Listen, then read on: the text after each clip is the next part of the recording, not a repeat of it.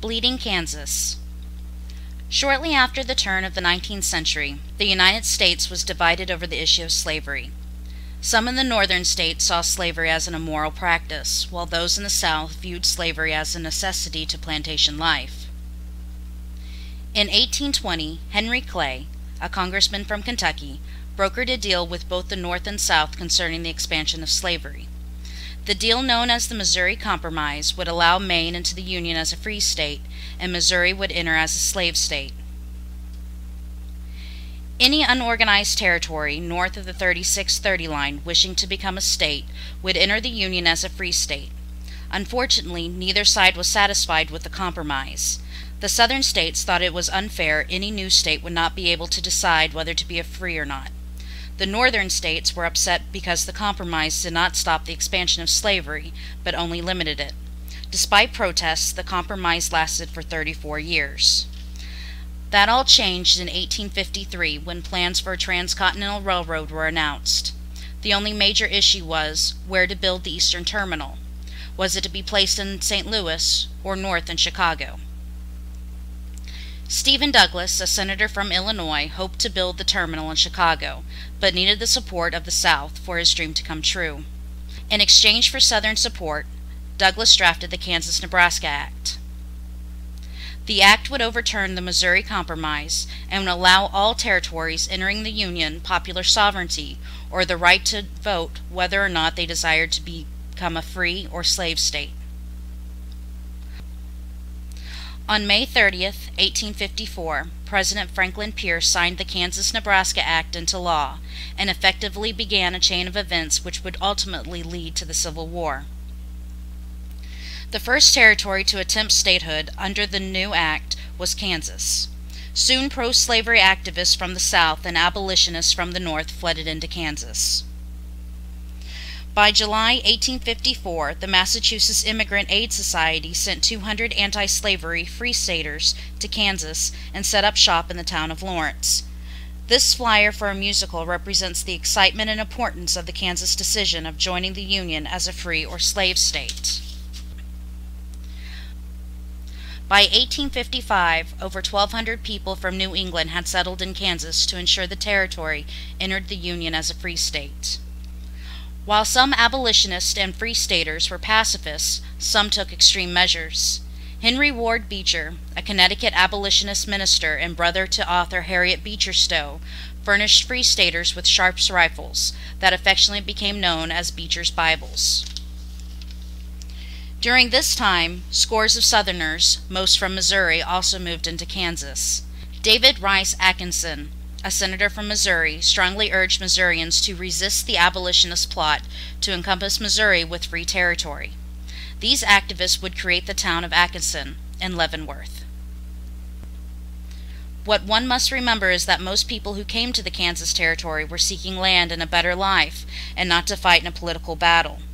Most of these people also desired for Kansas to be free soil, not because they thought slavery immoral, but because of their prejudices against blacks.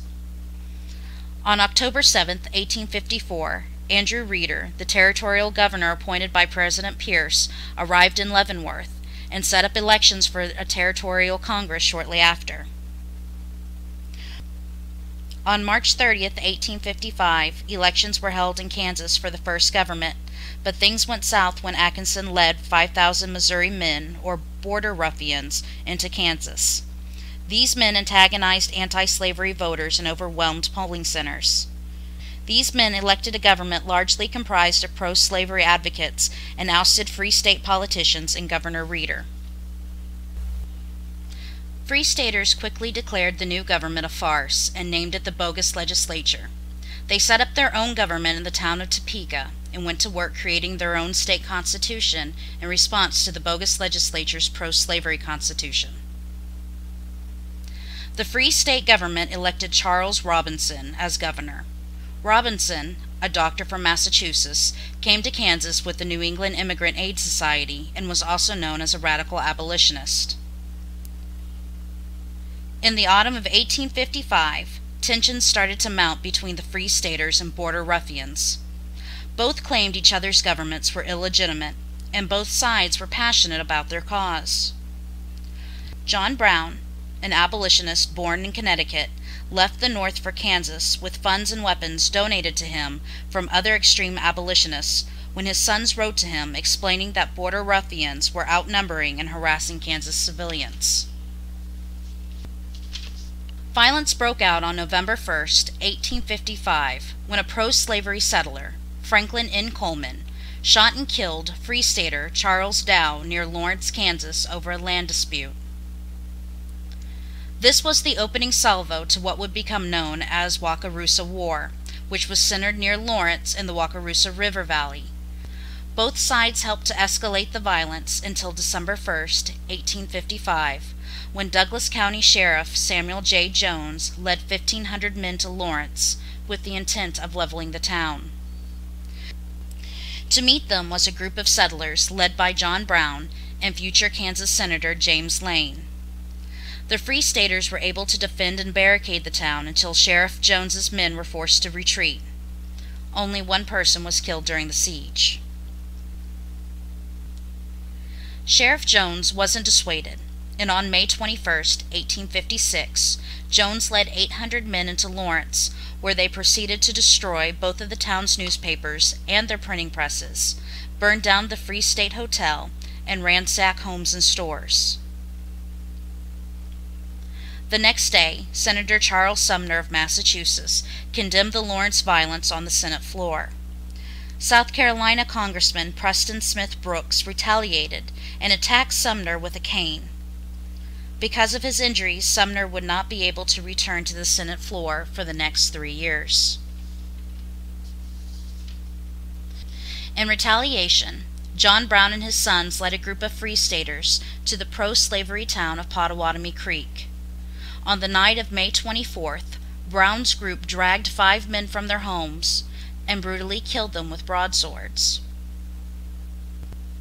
While violence continued to escalate in the spring of 1856, a congressional committee arrived in Kansas to investigate the apparent election fraud and the 2 legislatures operating in Kansas. President Pierce refused to follow the committee's recommendations and recognized the pro-slavery Kansas government. In July 1856, Pierce sent federal troops to break up the Free State government. On August 30th, 1856, John W. Reed and Reverend Marvin White led nearly 300 border ruffians into Osawatomie, Kansas, with the intent of clearing out Free Staters. John Brown and 40 others came to the defense of Osawatomie, but fled after experiencing heavy casualties. The border ruffians went on to loot and burn the town. It became known as the Battle of Osawatomie.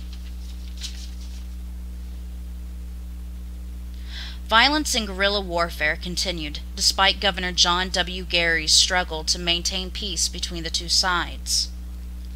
By the time Congress was able to untangle the mess made in Kansas and ratify the 1859 Wyandotte Constitution, representing the majority Free State views, approximately 56 people died during the Bleeding Kansas events. Kansas joined the Union as a free state on January 29, 1861, a little more than 2 months before the start of the Civil War.